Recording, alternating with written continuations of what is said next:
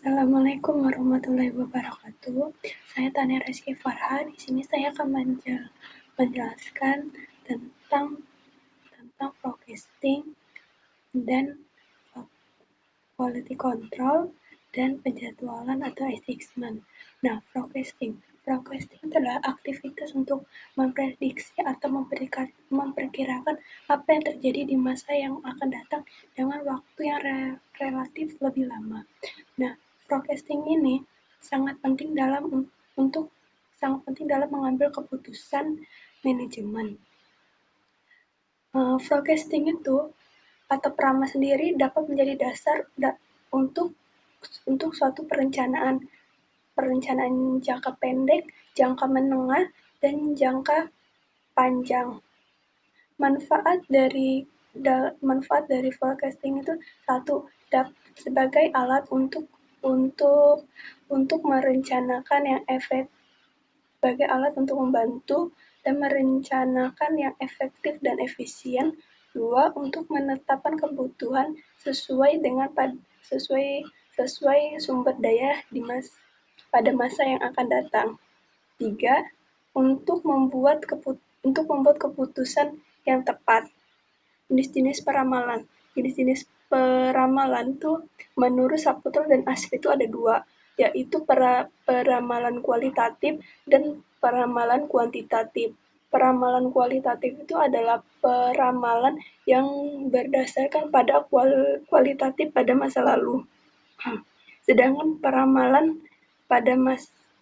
kuantitatif adalah peramalan berdasarkan pada data penjualan di masa lalu.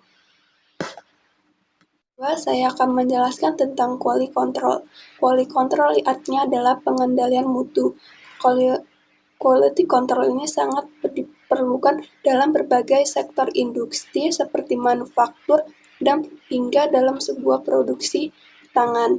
Tugas dari quality control itu adalah untuk dapat menguji, memeriksa, meneliti, dan menganalisis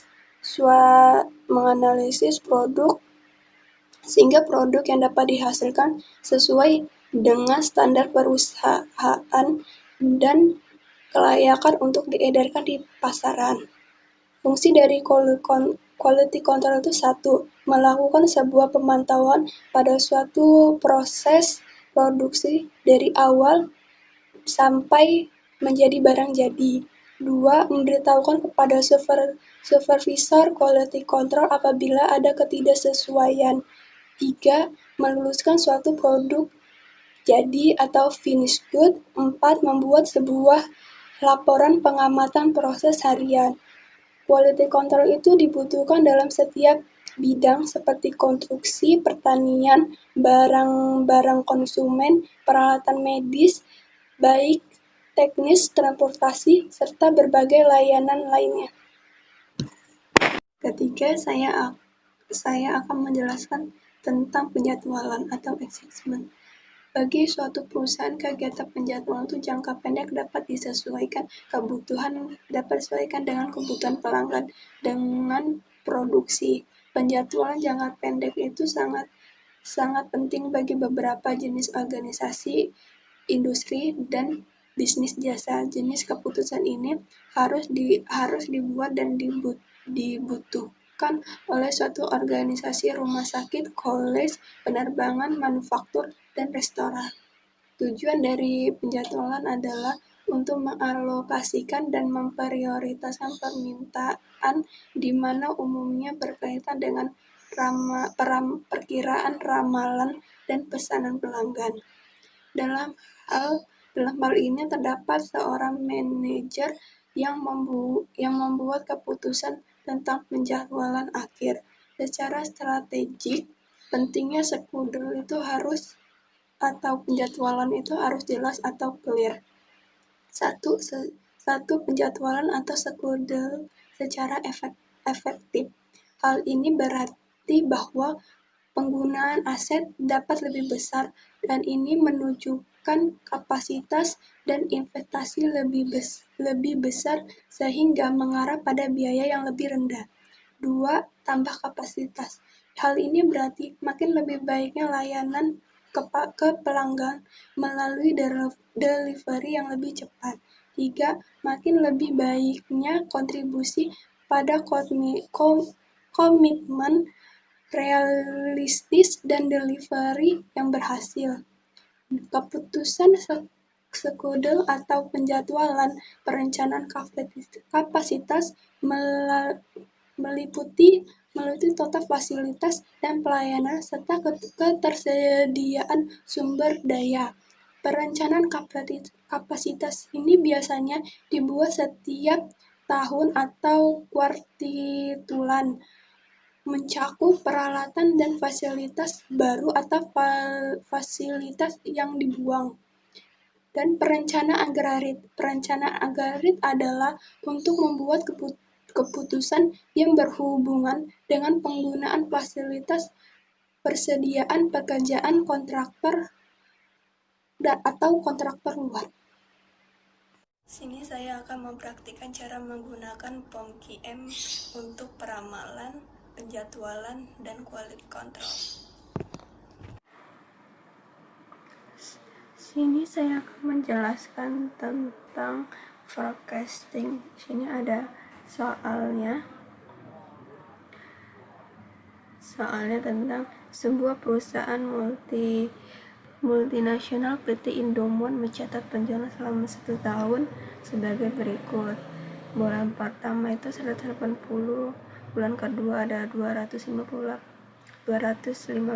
juta, bulan ketiga ada 190 juta, bulan keempat ada 160 juta penjualan, dan bulan ke-6 200 juta penjualan, bulan ke-7 ada 190 juta penjualan, bulan ke-8 160 juta penjualan, bulan ke-9 200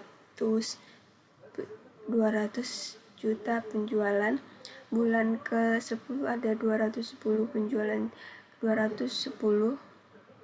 juta penjualan, dan bulan ke-11 itu ada 215 penjualan, dan bulan ke-12 itu ada 220 juta penjualan.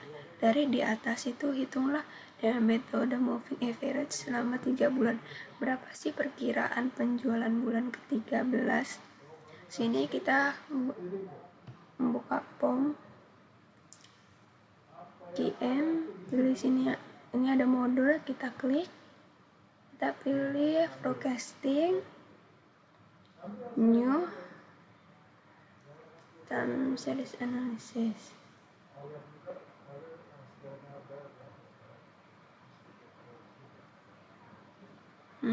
Kita judulnya di sini.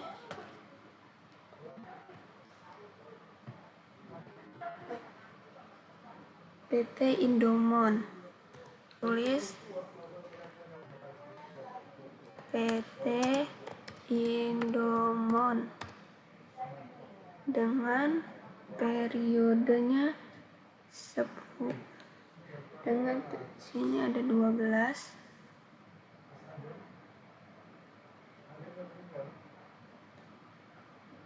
Pilih OK. Ini kita ganti jadi moving average. Ini 3.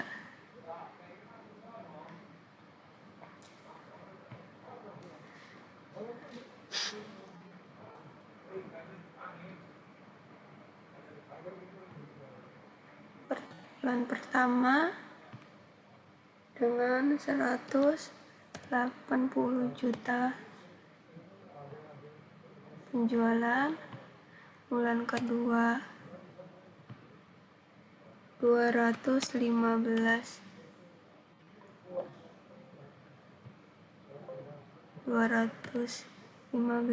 juta penjualan, bulan ketiga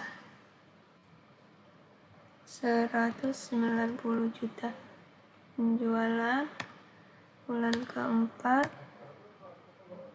160 juta penjualan, bulan kelima bulan kelima itu 170 juta penjualan, bulan ke-6 200 juta penjualan, bulan ke-7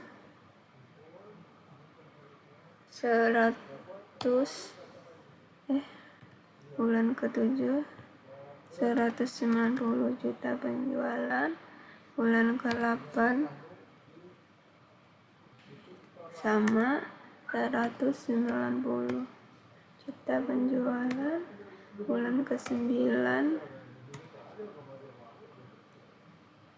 200 juta penjualan, bulan ke-10 210 juta penjualan, bulan ke-11 itu 215 juta penjualan, bulan ke-12 220 juta. Ini kita slowly.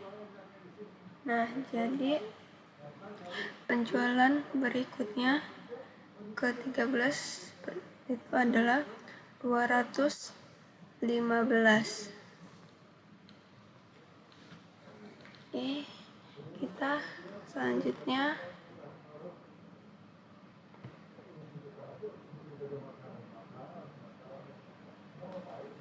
ke soal kedua. Sini ada soal menjelaskan tentang quality control. Di quality control ini contoh soalnya ada Kas Bank Jawa Tengah Johar melakukan pengawasan terhadap kualitas pelayanan kasir selama 10 hari. Bank memiliki bagian sendiri untuk menampung keluhan para nasabah. Laporan yang menunjukkan bahwa selama 2 minggu terakhir jumlah para nasabah adalah, ini hari Senin tuh jumlah keluhannya ada 5, Selasa tidak ada, Rabu 3, Kamis tidak ada, Jumat ada 8, Senin ada 6, Selasa ada 1, Rabu ada 10, Kamis ada 3, Jumat tidak ada.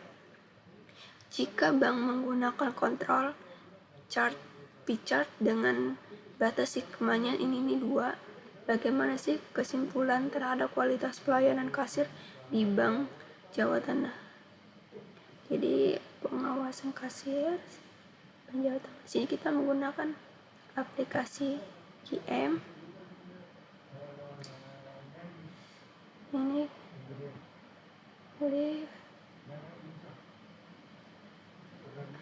quality control.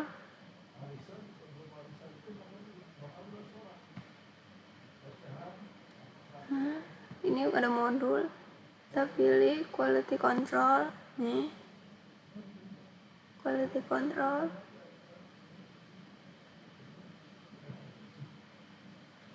pilih new, P-chart. Ini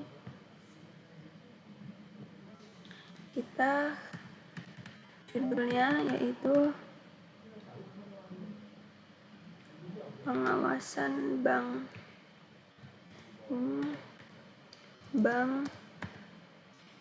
Jawa Tengah.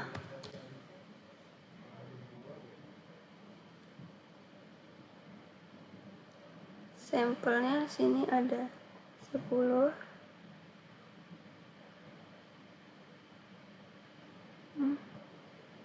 Ini oke. Sigma metodenya kita ubah jadi 2.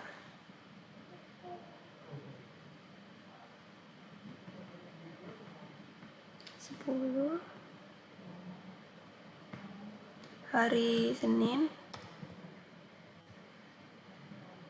itu ada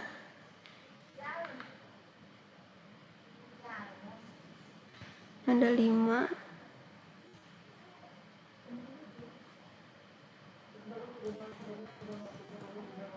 Selasa tidak ada. Rabu 3. Kamis tidak ada. Jumat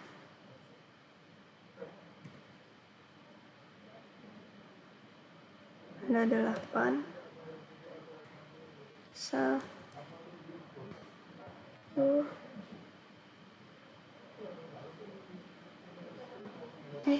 salah, maksudnya Senin ada 6. Selasa 1.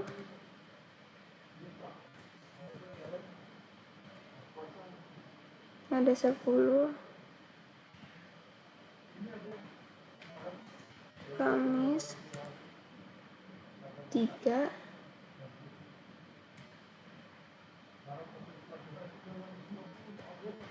Jumat tidak ada. Ini kita udah ubah sigma jadi 2, sampel ada 10. Sekarang kita selong. Nah,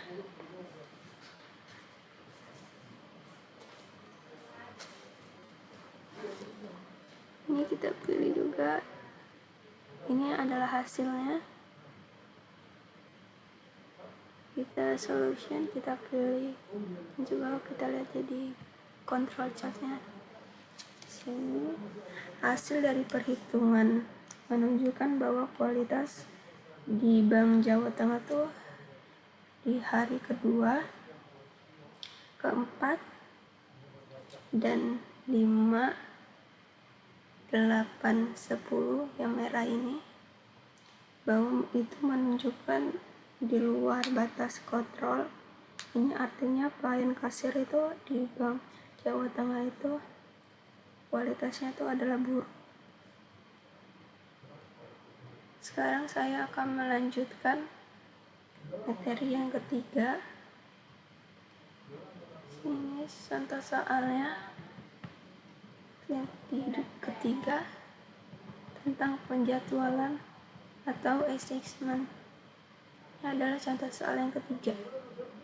Sebuah perusahaan kecil, CV Indomil, mempunyai 4 pekerjaan yang berbeda untuk diselesaikan oleh 4 karyawan dengan tabel biaya setiap karyawannya pada masing-masing. Ini Indra, pekerjaan pertamanya 150, pekerjaan keduanya 200, pekerjaan ketiganya 180, dan pekerjaan keempatnya 220.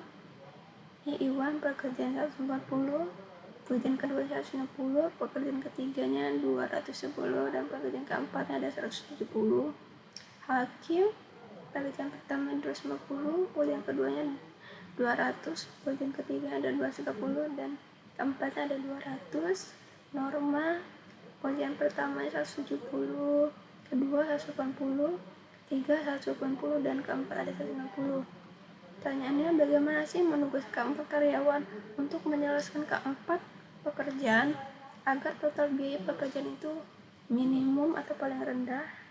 Ini kita buka aplikasi form, kita pilih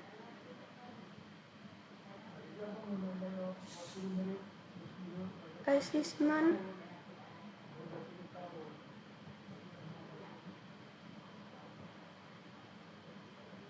Ini new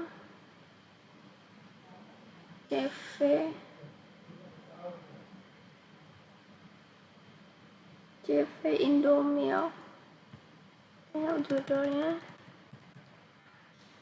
CV Indomil. Di sini kita pilih 4. Ini udah betul. Minimize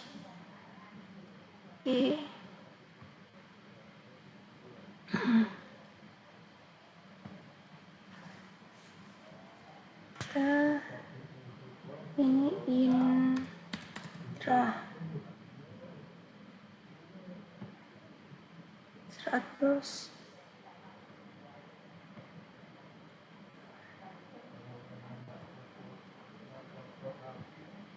pekerjaan kedua, pekerjaan ketiga, dan pekerjaan keempat. Data pekerjaan pertamanya 150, kedua 200, ketiga 180, keempat 220. Iwan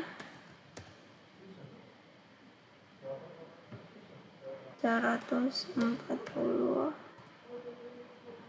160, 210, dan 170. Hakim 250, 230,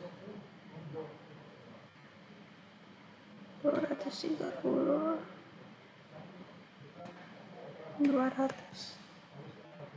Norma 270, 180, 280, dan 160. Nah, udah seperti ini, kita solve. Ini adalah pekerjaan terendahnya adalah ini pekerjaan ketiga 180, 40, 200, 160. Sekarang ini kita pilih marginal, dan total dari total terendah untuk mengerjakan pekerjaan itu adalah 680. Ini totalnya. Ini kita pilih, sini kita buka nih marginalnya.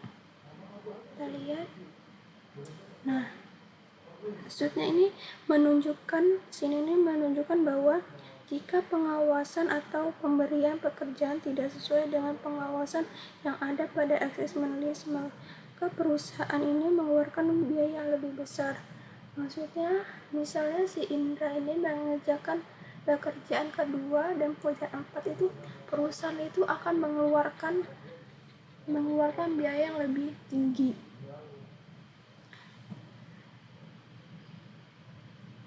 Terima kasih telah menonton video ini.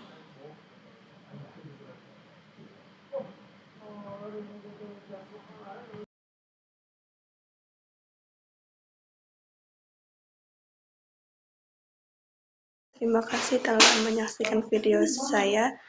Mohon maaf bila ada salah-salah kata. Wassalamualaikum warahmatullahi wabarakatuh.